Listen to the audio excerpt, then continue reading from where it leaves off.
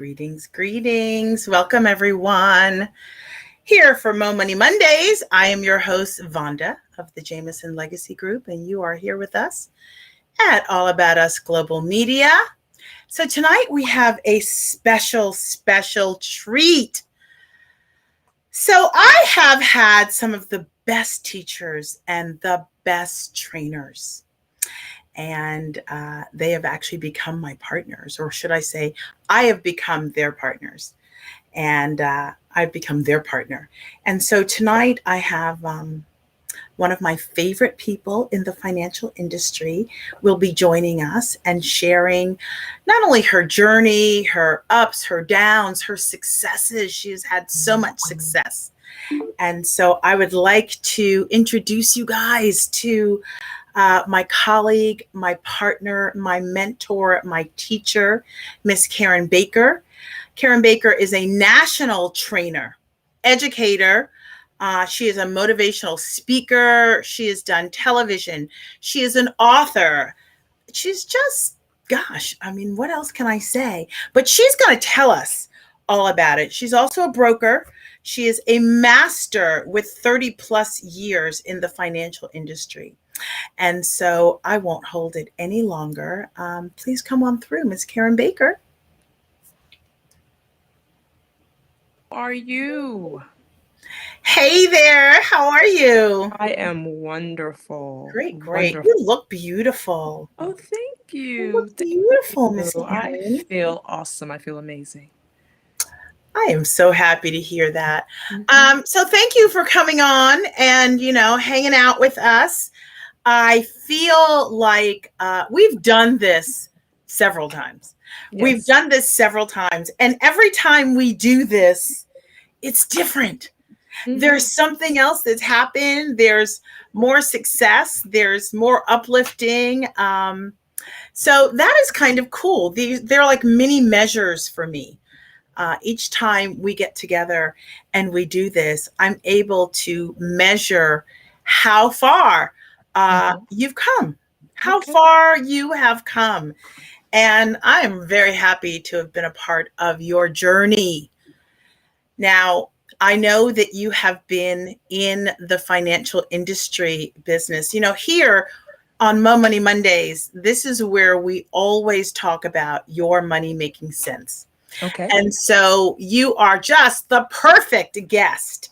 But I have some questions. Okay. I would like to pick your brain for our audience tonight. Okay. And so I hope you're open for it.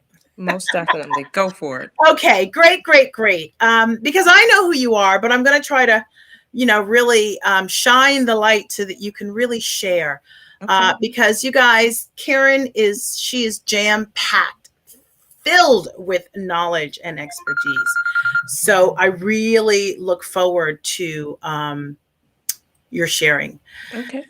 So maybe let's start with, I know how I met you. I met Karen, gosh, we always do this, right? How long ago? I know, When right? did we meet? Oh my 15, goodness. 16. What is it? I'm gonna say, between 15 and 17 years now. Yeah. Okay. Yeah, between 15 and 17 years ago. And so I started in the industry just because I needed to be better at my money making sense. And I remember meeting Karen because we used to travel to Atlanta. Do you remember that? We traveled to Atlanta for this financial boot camp like Yep. every month. I think Yep. that was when I met you. Yep. And she grabbed me and tucked me under her arm, and she has never let me go. And I have been learning and working with Karen ever since. So, with that being said, this career that you have carved out for yourself, Mm-hmm. and I feel like I've been able to watch along the way, has been really epic. And I would love for you to tell us a little bit more about, you know, what your career path has been. How did you get into the financial world? I mean, was this, a choice out of college? I know for me it wasn't. That's why I asked. Like, very, very, very rarely do people say, I want to be an insurance broker. Right. Right. What was it for you? Honestly, I hated numbers. I hated math. I hated Ooh, it was just really chilling thinking about doing anything with numbers. And I really was a serial entrepreneur when I was younger. I mean, I started doing business really in while I was 16, 17, and just tried different things. I Like mean, I what? wasn't, What do well, you do? I modeled. I had a modeling contract that brought me to DC. I started 16 with a lemonade stand. Um, Going from that to um, just designing clothes, from doing fashion shows. Wow. Then I sang and ended up in groups and did R&B while I was in college, and jazz nightclub circuit. I did that for a while. Then I started a catering company, and honestly, that's why I ended up where I am now in Southern Maryland. I built a home with a kitchen that was large enough to house. I was doing about 300, 400 venues at the time, not knowing that I had to have a separate place to actually cook in this county. So that was a wash. Then I did business management consulting, and that's where the financial piece came in. I started out doing um, anything dealing with contracting with the government, and people started asking me about their money. And so I added that piece to it. And then 9/11 happened. And when 9/11 happened, most of my clients went away. So then I had to stop doing that. And then I just focused on the financial piece. And here I am from that Wow. point. It just kind of evolved. Casey Baker and Associates evolved, and I would have never thought that 34 years later I would be doing this. So you just don't know. You never know. And every time I tried to get out of this and do this part time, I was brought right back to it full time, because I It's tried the not to sign. do it. It Yeah, was I the tried not sign. to do it Mm. full time, tried to do other things, and I always ended up doing this. So, I just said, look, um, honestly, God really wants me to help people understand how the money game works, and specifically our community, because we just don't get the same information as others do. So it's been my mission to literally educate as many people as I possibly can surrounding financial literacy, as well as showing people how to create that generational wealth path. Why is it that others can do it and we can't? So that's what my platform is. That really hasn't changed. It's been like that. I've kind of catapulted from one platform to another, but the base of it has always been educating our community surrounding um, how money works. So here I am. Hmm. Beautiful story. And here you are. So when you talk about, this journey that Mm-hmm. got you here, you went through many businesses. So you had a couple of Mm-hmm. falls, some Mm-hmm. skinned knees, Mm-hmm. skinned elbows. Mm-hmm. Um, what were your, and I know that you have a family. Mm-hmm. Was there a compromise in any of this? Because, we were in a chat room earlier and we were talking about families Mm-hmm. and partners and money and how much we share. And being that you've been teaching financial literacy, how abreast are your children? What does that look like? Do they have an advantage and they're ahead of the game?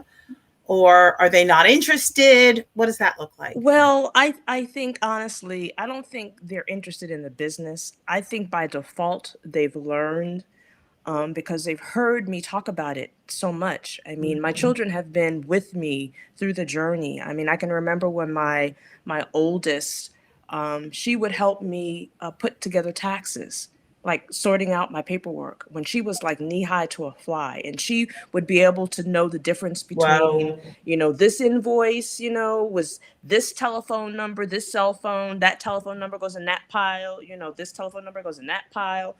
So she understands business. Both of them are very business savvy.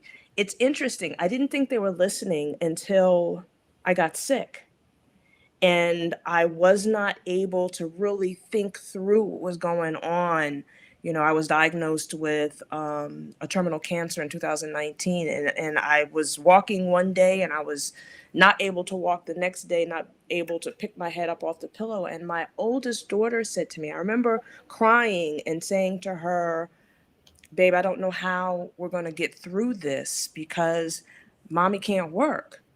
And I remember her saying to me, Mommy, what are you talking about? She said, just cash in one of your plans. And it made me cry even more because I was like, wow, she's actually listening. And I just cried. I just boohooed and cried. And she was like, Mommy, all of your associates, she was like, make a phone call, get somebody to help you.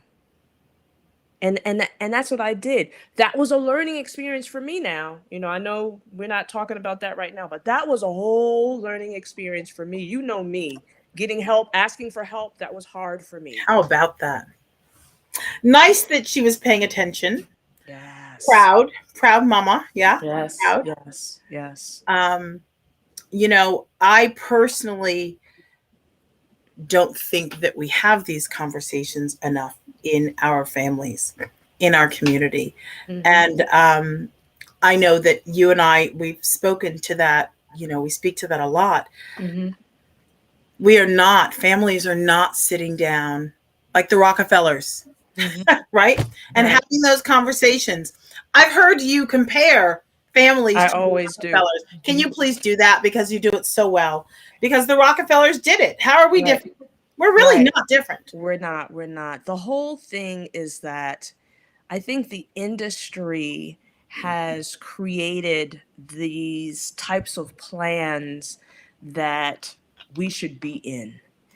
And because of that, everyone kind of goes with the norm of what they should have.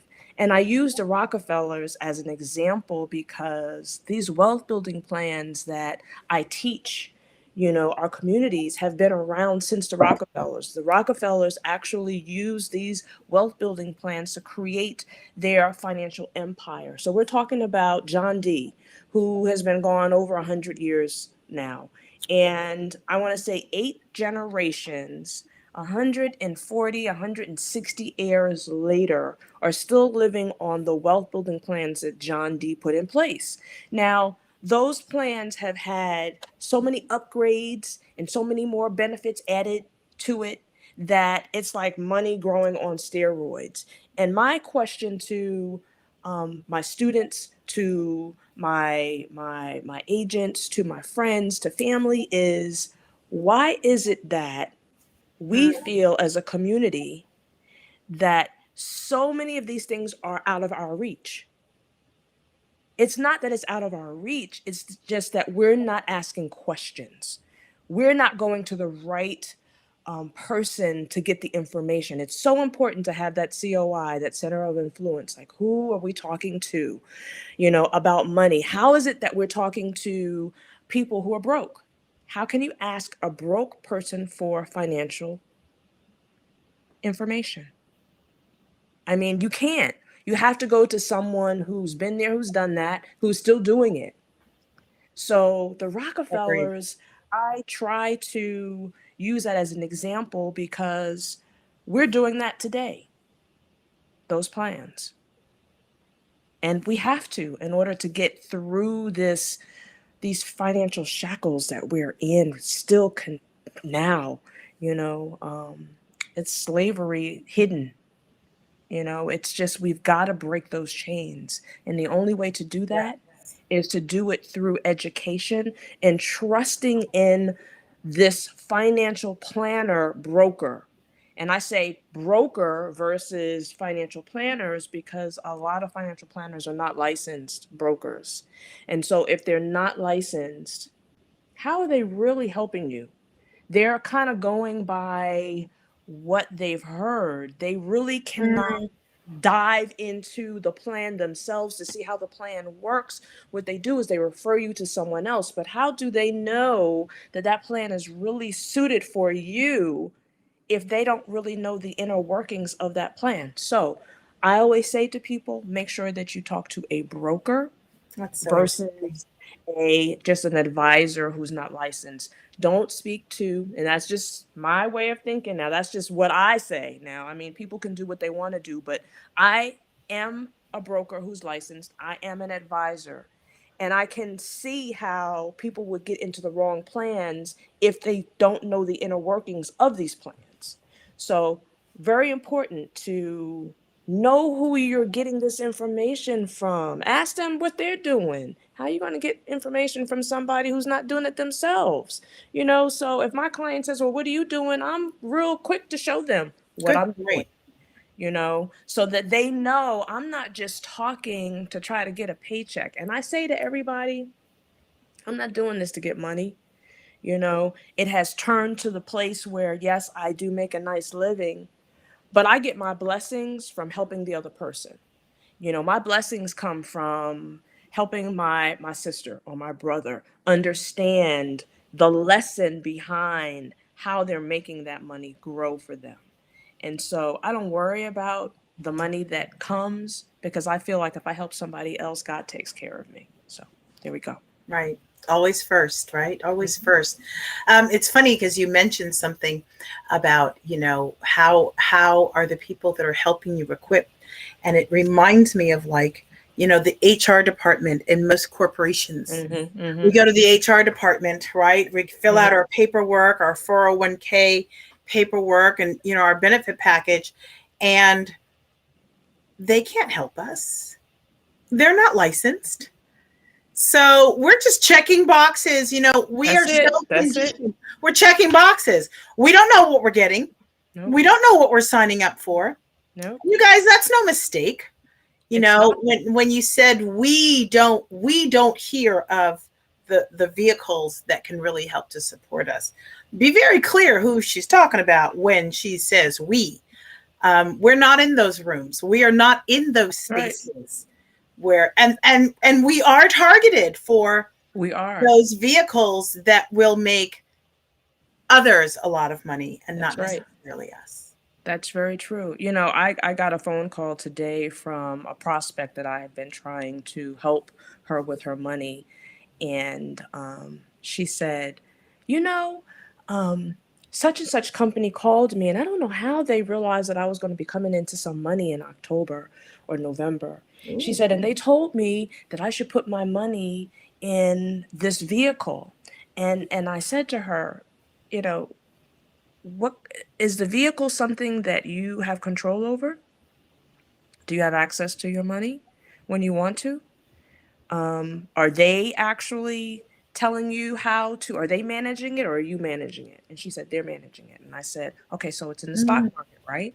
And she said, yeah, it is. I said, are you okay with that? And she said, what do you mean? I said, are you okay with putting hundreds of thousands of dollars in the market, knowing that the market is volatile right now, and you could lose every penny? Yes, you could possibly gain a whole lot, but are you okay with the possibility of losing this money that you're just getting ready to get your hands on? And she was like, I never thought about it. Never thought of that. I said, and they didn't even mention that to you, did they? And she said, no, they didn't. I said, that's done by design. She was like, that's why your name popped up again. She said, that's why I called you. She said, as soon as I get that money, she said, we're going to have a conversation. I said, awesome. And I will definitely give you that blueprint so that your money grows. Yeah. But we're targeted. Absolutely. And that's even from, if you think back to just pensions versus 401ks or TSPs or 457s or 403 A, B, or Cs, those programs were designed when the pensions began to fall. So now the government, district, national, local communities now are into that piece, and they make us think that our money is safe, and yes, you can use it, and yes, don't worry about it. When you retire, you'll have all this money. But they don't tell you the downfall. No one talks about that. They just say, here, HR, fill out the paperwork, check, You know, all the different stocks, bonds, small caps, large caps, all that. Just check them, sign it, date it, and hand it back. You don't have a clue. You don't have a You clue. don't have a clue. You don't have a clue. So it's like now we really have to take our financial future back. We have to take that back. We have to put it back in our own hands, and we have to go to someone who's not just after your money. You know, it's really important. How do you choose a financial advisor? What is your Okay. recommendation? Because, you know, trust is a It is. It is. You know, for people who really don't trust, my statement is, but you trust for your retirement plan, your 401k. You don't know who's housing your money. You don't hello. know what's going on with that. You know, you don't even know what's going on with the plans that you checked on those boxes. And the So pensions are being gone. but they're being taken away even from folks that have put in, Yeah. and the Yeah. company is still standing. I just heard Yeah. of an awful story. Before it was the company goes out of business, but now the companies are still standing and they're wiping out pensions. So I'm sorry, but go on. Yes. Yeah. The airlines did that too. The airlines did that. They cut the pension, and you know, it's like they're still working, but it's at a point where the advisors, I would ask specific questions like, do you have access to other plans, or do you work with one company, or you know, it's like, who is paying your check at this point? Are you Mm. working with financial company A only, or do you have access to financial company A, B, Z, C, D, all the way down the line? And so for me, I want to work with the person who has access to anything, any plan that's out there. An individual agent has ties to one company. That one company cannot possibly give you everything that you need, because every company doesn't have everything. So you go to a broker who has access to multiple companies, multiple plans. They don't have any ties to any financial institution. Their tie is to their client. That's who you want to go with. And so you have to ask them specific questions like, are you appointed with, you know, 5 or 6 or 10 or 20 or 50 different companies? Or are you only working for that one company? And if you're only working for that one company, that's not, to me, now this is just my take on things, because, you know, everybody has their own, you know, how they want to deal with things. But for me and mine and my clients, I definitely say, if you want somebody to take care of you like you are their family, then Casey Baker and Associates is the place to go, because we definitely look at you like it's ours, you know. Mm. So I don't want you to lose a penny on anything. I don't care if it's an emergency fund. I don't care if it's your retirement. I don't care if it's your life insurance. I don't care if it's your college savings fund. You know, it doesn't matter. I don't want you to lose a penny, because I don't want to lose a penny. It doesn't matter what your age is, because people are going to say, oh, you have time for your money to recoup the losses of the stock. Mm-mm. But did they tell you that it's going to take you another 30 to 40 years to recoup the money that you lost? We're not talking about the gains now. We're just talking about what you lost. Who has time for that?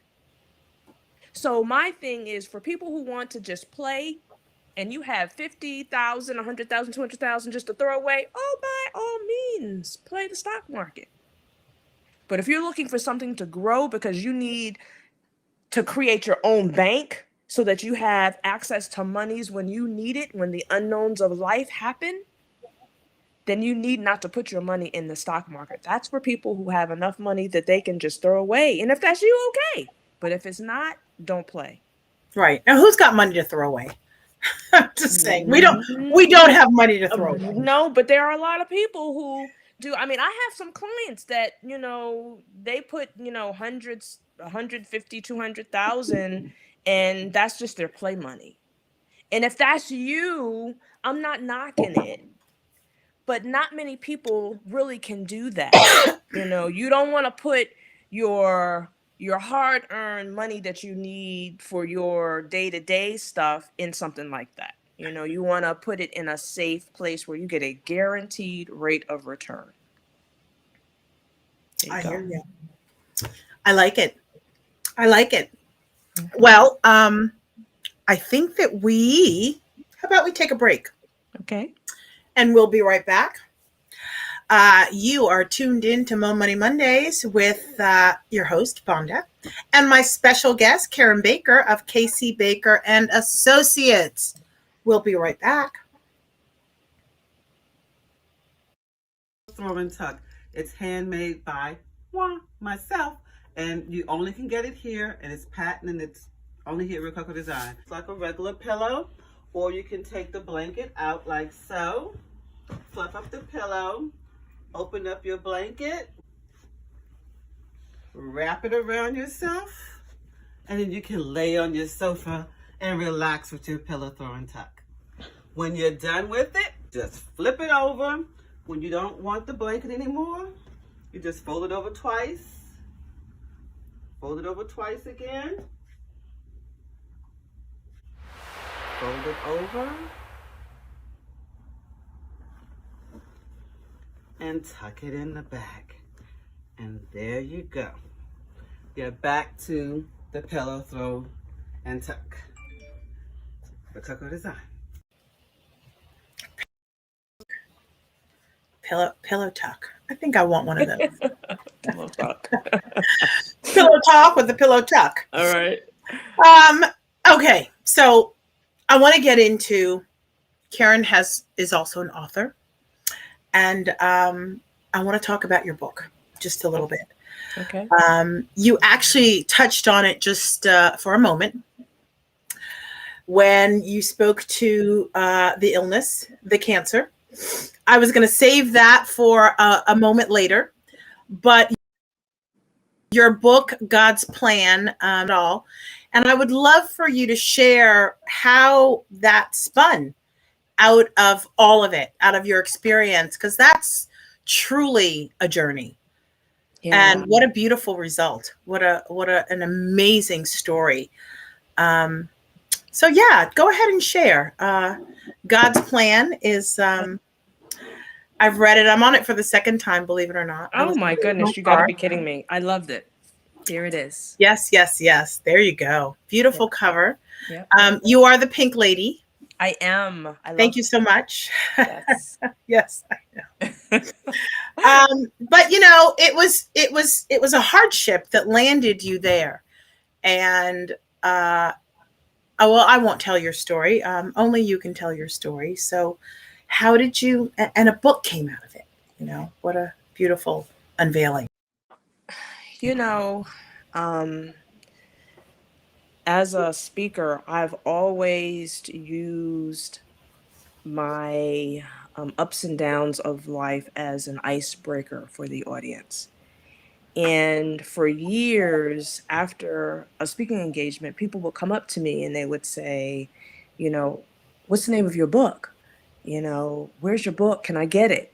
And I was like, me? A book? No, there's no book, And funny, once I got sick and was literally in the bed, not being able to do anything for myself, by myself, something just came to me and just said, you really do need to just write a book. And I laughed. And it was almost like a dream that kept happening, that it was like every time I closed my eyes, something would happen about a book. And I'm no writer. Trust me, I can do contracts, I can do stuff like that. But write a book to the place where it's book ready. There has to be a certain flow for your book. And I laughed and I said, let me just call a couple of associates who I know are authors and see what they think. So I called a gentleman that I won't mention his name, but he's in the business also, and he's a pretty young guy, and he has a publishing company, and he has like 8 or 9 books out. And I said, let me just call him just to see. And I called him, and he was like, oh my goodness. He was like, yes, your story needs to be a book. And I was like, what? Really? He said, yes. I said, I don't even know where to begin. He said, well, I can help you. He said, I can help you. And that was before I knew that he had a publishing company. He said, I have a publishing company. I said, no, you don't. You're just messing with me now. He's like, no, really. He said, I'll send you a proposal, and I will also connect you with my editor. And, Wow. he said, I want you to tell your story. And he said, but everything that you're telling me about, he's like, that's more than one book. He said, you have about 4 or 5 books in you. I was like, what? He said, you have about 4 or 5 books in you. So I'm laying in bed. I asked my kids to get the computer, and I began to talk about the last 6 or 7 years of my life that has been pretty traumatic. And it started with my mom getting sick and dying.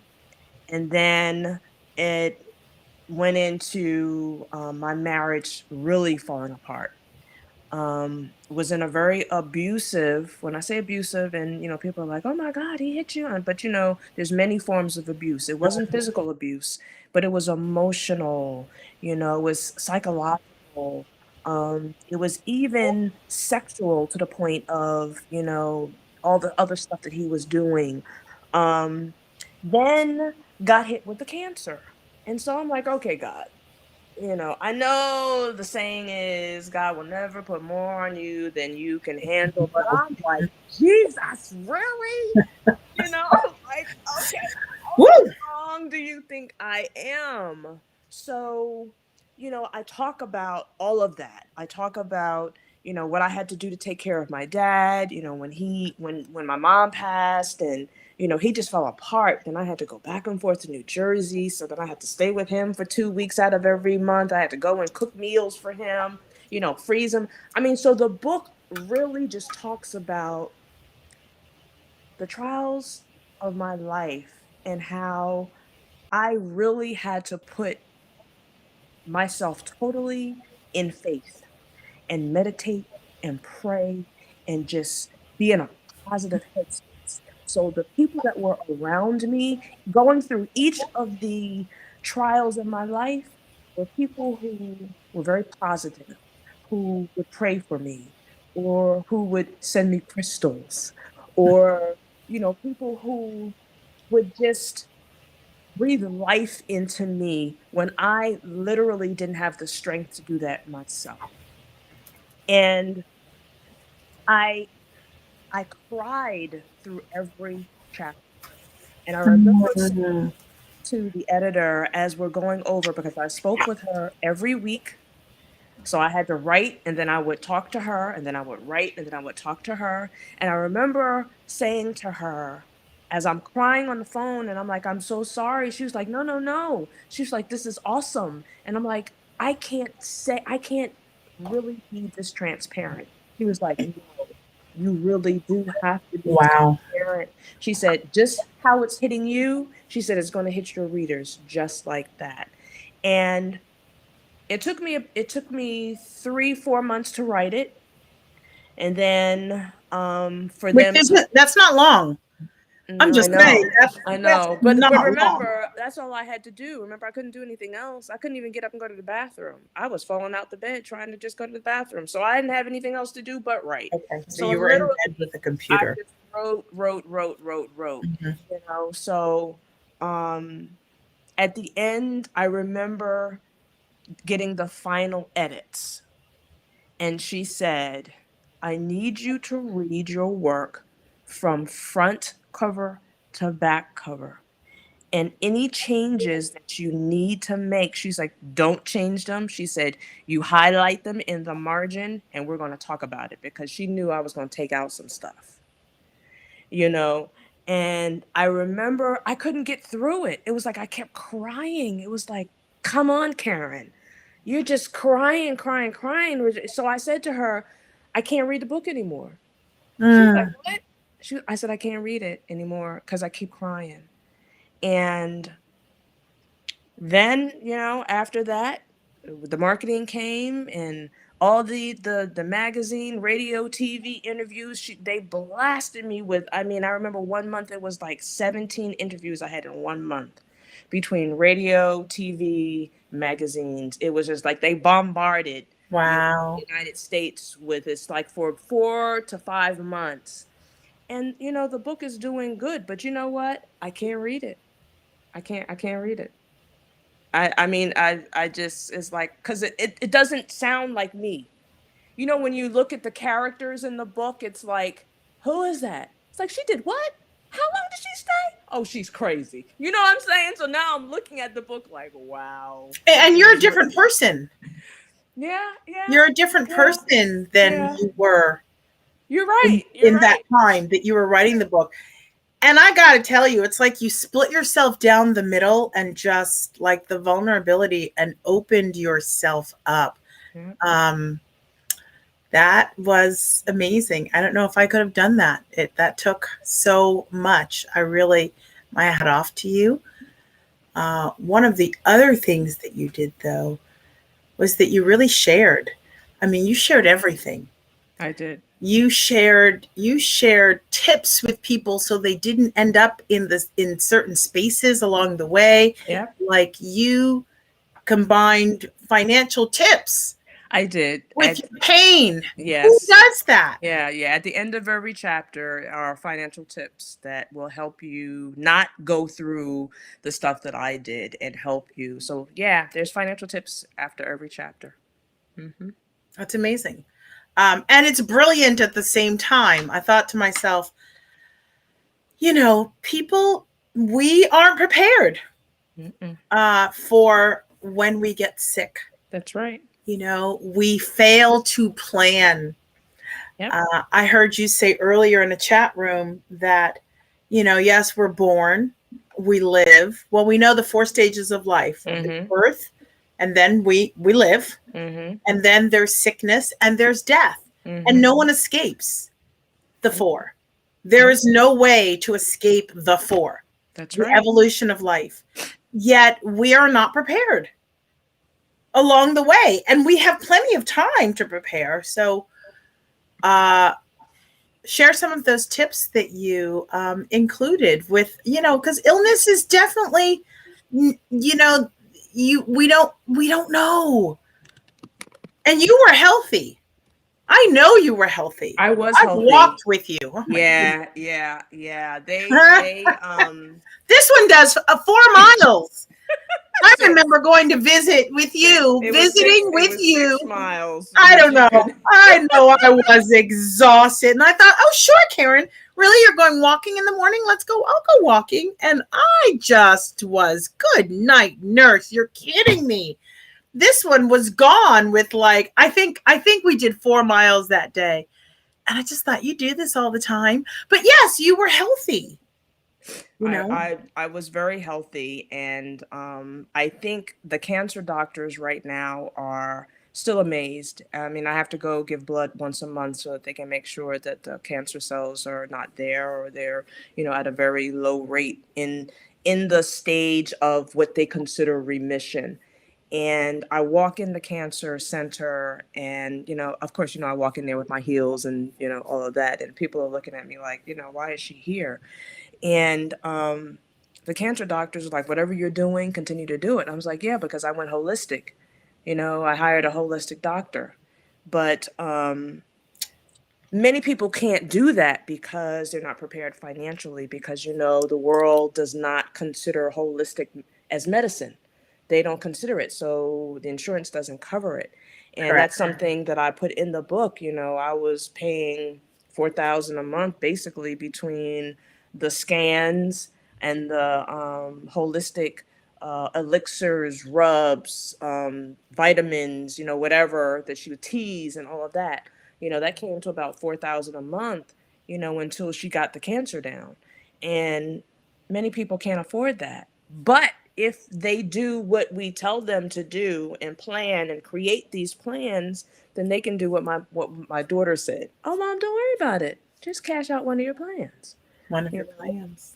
And that's crazy. Oh, Mom, don't worry about it. Yeah. It gives me chills just thinking about that. Yeah. But we don't plan.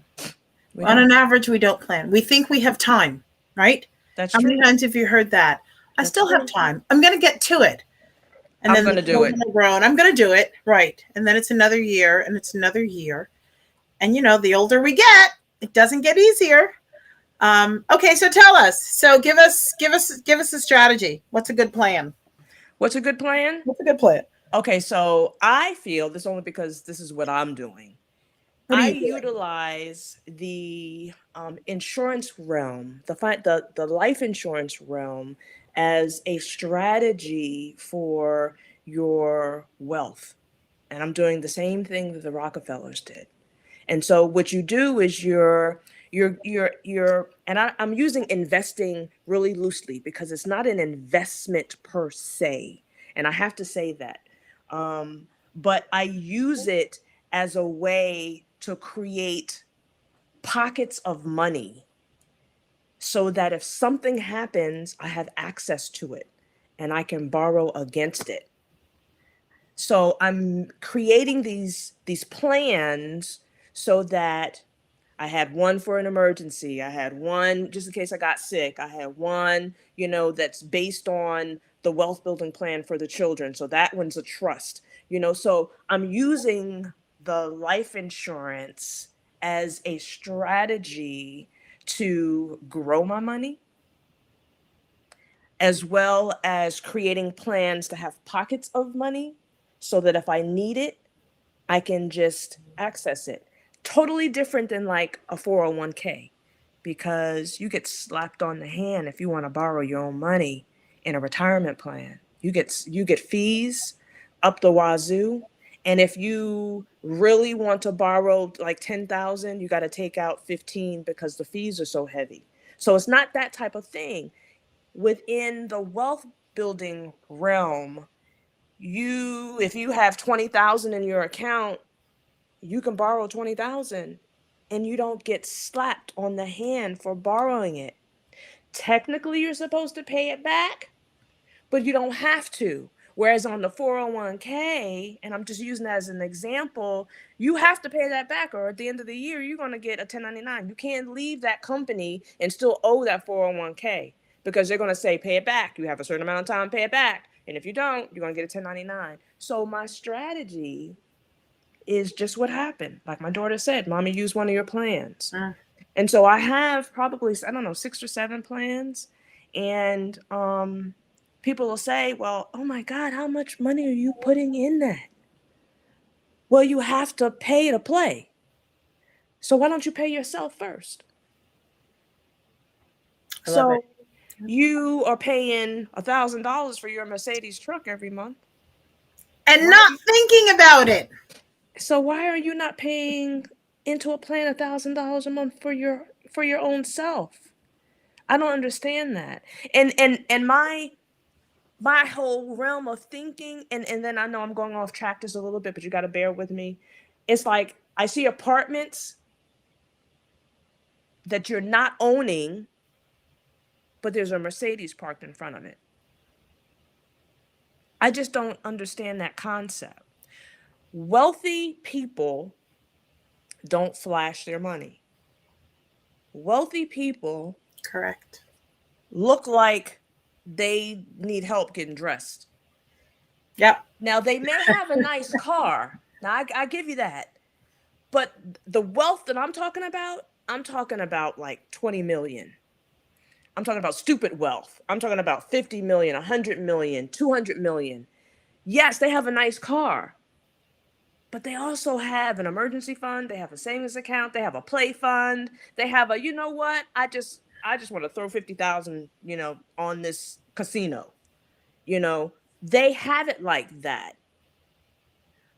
So why is it that we feel like we're keeping up with the Joneses, but yet when we die, somebody else has to pay for our funeral? I don't understand that. Are we doing, what do you call it on Facebook? Yep. What is it called? It's called, what is it called? GoFundMe. A GoFundMe. Doing the GoFundMe. Yeah, don't get me started. I don't understand that. I don't understand that. I don't get it. But that's my strategy. My strategy is thank God for me being in the industry that I really don't understand why I'm here. Other than God is like, I'm using you as an example. So I got it now. I got it. God's using me as an example. And You got it. I take it on. When people are like, oh, I'm so sorry that you had cancer. I'm like, no. The cancer really was a blessing. It made me stop, think about my life, reset. So the name of the book is Live, Love, Reset God's Plan. That was me. It stopped me on my feet. It made me think about my life the way it was and how it needs to be, but to continue to help, to continue to do my community work, to continue to be there to help whoever is in need when it comes down to this. So, I've had many people say to me, Karen, why is it that you don't charge for your initial consultation? And I said, you know why? Because I'm not there to get their money up front. I want them to understand that I'm there to help them. And trust me, if I get them in the right plan, the insurance company's going to pay me. I don't need them to pay me when half the time some of them can't afford it anyway. They can't afford it anyway. So if I can get them to a place where they're out of debt and they're making money and they have these plans and their financial portfolio is set, I'm going to be blessed. Yes. So I'm good with that. Yes, I understand. I hear that. So when you speak about the insurance as a strategy, now many folks think of insurance as a death benefit. Clearly, we are talking not a death benefit. This is something different. Yes? This is something different. So we're programmed as a community to get death benefits. That's how they want it. They don't want us to have access to money. They don't want us to know about these wealth building plans. So we've been programmed. And I mean, our parents have had it or not, Yeah. So if you're from a family that believed in insurance, then it was a death plan, not a life insurance plan. But if you're with a family who didn't believe in insurance, you don't have anything. You don't have anything. Care. Right. You don't have anything. Not even knowing that plan that paid me, I only had it for 2.5 years. I paid $300 a month, 2.5 years, but it paid me $134,000. Was that worth the risk of $300? I paid about $10,000 into the plan, and I got $134,000. Whoa. Okay, so when people say, "Why I can't afford it," you can't afford not to have it. Right. Because trust me, yes, people are throwing away $300. Easy. A week. I'm not talking about a month. I'm talking about a week. Easy. So, talking about a good investment, you pay $300 a month for 2 years, 2.5 years, and you get back $134,000. The stock market ain't paying you that. So my thing is, pay yourself first. I can't say that enough. Pay yourself first. Forget about, what the Joneses are doing. Forget about all of that. I remember my youngest daughter saying to me, Mommy, how come, I was in a car accident in 2016. That's in the book too. A truck accident and where a gas tanker hit me. Okay. And when I kept telling them, Mommy's going to wait until the claim settles and then I'll buy something. Well, the claim settled and they know I got money. And they were like, well, Mommy, why are you still driving Mama's car? And I said, because Mama's car is still good. Nobody knows how old Mama's car is. It gets me from point A to point B. Maybe Mommy will get her sports car because I'm a sports car muscle chick. I love the stick. I said, so I will probably end up getting a sports car. Now, whether I will replace my truck, I don't know, but we'll see. And so she was like, well, Mommy, why don't you just go out and buy one? And I said, because where's Mommy going? At that point, I wasn't going anywhere. I was at home. Why do I need a new car sitting in the garage? I got 2 in the garage. Why do I need another one? Right. So it's the mindset. So I said to her, don't you think I could be doing more with $1,000 on going to a car right now? Don't you think with you here asking me for money, with your sister, I'm not sure what she's going to do. They came back home to take care of Mommy when I was sick. So no, they're here now. They don't want to go anyplace because they don't, Oh, that's so nice. Lovely. They're kind of fearing that, what happens if Mommy gets sick again. Okay, but Mommy can call you if I get sick. Okay, this is not new. I know what it feels like. You know what I'm saying? But, now both of them are back in school. So I'm like, would you rather me throw the $1,000 away in a car right now? Or would you rather me put the $1,000 away? So every time you call me and say, Mommy, Mommy, can you help me? And she was like, yeah, I never thought about that. I was like, yeah, because you think I'm a money tree. I'm like, no, but Mommy's very frugal. Mommy doesn't spend a lot of money.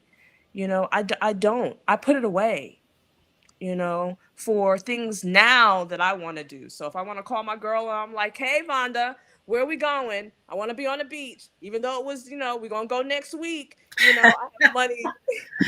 And we did that, and it was fabulous. Okay. She's talking about Puerto Rico. We just did a week in Puerto Rico, and it was yes. But it was great to be able to just go and do that and have a break. And I'm aspiring to be just like you. So I am right behind you, following in your footsteps. Yes, you are. I am. Yes. Once again, guys, this is my mentor. And well, we only have a few minutes left. Okay. So give us that one tip for the young people, the early generation. What would you tell them? Our young folks, our millennials. that still have the millennials. Yeah. What would you tell our millennials? Where can they start? What should they do? What's your best advice? They should start saving. They should start saving, putting money away for themselves and getting a wealth building plan now, because their dollar goes so much further than ours, because the unit cost per dollar for them is they get so much more, and that is how the other communities create millionaires by the time they're 25, because someone has got a plan for them when they were a baby, and now they're 25 and they have multi-millions in this account. So my millennials, if your mom and dad did not get you a wealth building plan when you were a baby, it's not too late. If you're putting away $100, $200, $300 a month, and you're in your early 20s, trust me, by the time you're 40, you will have so much money in your accumulated cash value account that it would just be astounding. So pay yourself first, get a wealth building plan, save. I love it. Okay, and your book, God's Plan, where can we get it? You can get that at Amazon.com. Or you can go to my website, www.caseybakerandassociates.com, and touch on the Karen Story tab. And the link will pop up. You just click on it. It takes you right to Amazon. So there's so many Karen Bakers out there that are authors. I didn't realize that. There are so many Karen Bakers out there. So you got to make sure that you're searching for it, that you go for Live, Love, Reset, God's Plan. The perfect person to get cancer, and it's a bright pink book. Because when I pulled up Karen Baker, I got thousands of authors, thousands of them. Wow! On Amazon. So make sure you got the right person. Okay. Good to know. Thank you, Karen. I love you. Love you too. And by the way, I was the one that gave her the crystals, right? You know me. they knew that. I'm the crystal guru. Yeah. Thank you for coming and sharing your story. Thank you for being such an open book. Oh, my pleasure. Thank you for all the service that you give to our community, and thank you for being my mentor. My pleasure. We love you. I wish you the ultimate success. And as I understand it, you are on your journey. Karen is number one in her brokerage company this month. Mm-hmm. How about that? Congratulations. Thank you. Congratulations. Congratulations. And when I tell you that there was some stiff competition that right? Multi-millionaires, actually. Multi-millionaires. Yeah. Multi-millionaires. And so you are on top. Thank you so much, Karen. And I'll see you at the top. I'll see you at the top. Most definitely. I appreciate. Alrighty, guys. You have been listening to Mo Money Mondays with me, your host, Vonda. Thank you so much for joining us tonight. We love that of all the places you could have been, you've chosen to be here with us on All About Us Media. So do come back. I am here every Monday night at 8, and we'll see you next week. Stay safe, stay woke, and have the most amazing week.